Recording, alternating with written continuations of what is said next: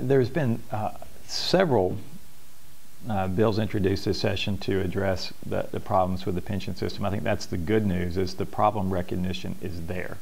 I think that while it's been ignored a lot for decades, I don't believe it's being ignored anymore. The problem recognition is there.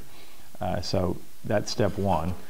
Now step two is decision time on exactly how to address it. I think most of those bills have not made it very far because it is a very politically motivated subject, and that's why we're in the situation that we're in.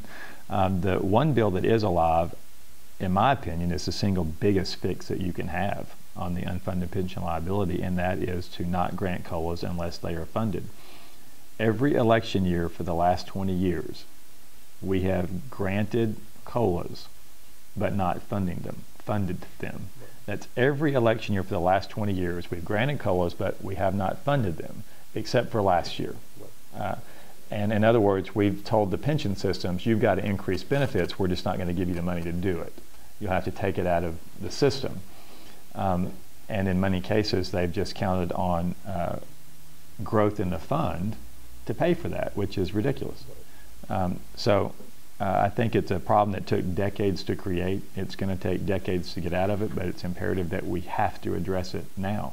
And the reason we have to address it now is the rating agencies, Moody's, Standard & Poor's, Fitch, they're going to start using our unfunded pension liability, which for us is $16 billion, as part of our debt load for our credit rating, which means we could get our credit rating downgraded. If we get our credit rating downgraded, our cost of debt when we sell bonds to build roads and bridges is going to be higher, and we're going to be paying more interest costs, which means less money that can go to other important core functions. So it is a huge problem. It's a problem born by irresponsibility. We don't have to fix it and make it whole tomorrow, but we do have to set a plan in place that gets us there. And that's what the rating agencies are looking for. You need to put a plan in place to get yourself out of this hole that you have dug. And I'm hopeful that the time is right to do it. It's not just an Oklahoma problem, it's a national problem.